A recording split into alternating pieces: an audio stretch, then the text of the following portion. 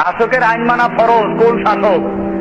বেটা যে শাসক কোরআন আর হাদিস দিয়ে দেশ চালায়, ওই শাসকের আইন মানা কি? ওই শাসকদের সম্পর্কে বলা হয় তারা দশ পিঠে কোরআন মারে, তারপরও তার বিরোধিতা করো না।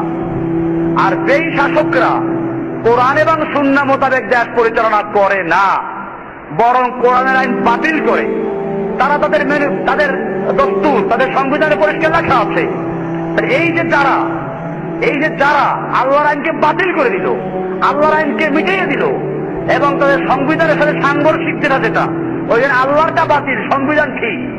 এমনকি যদি সংবিধানের বিরুদ্ধে বলে তার মধ্যে রাষ্ট্রদ্রোহী।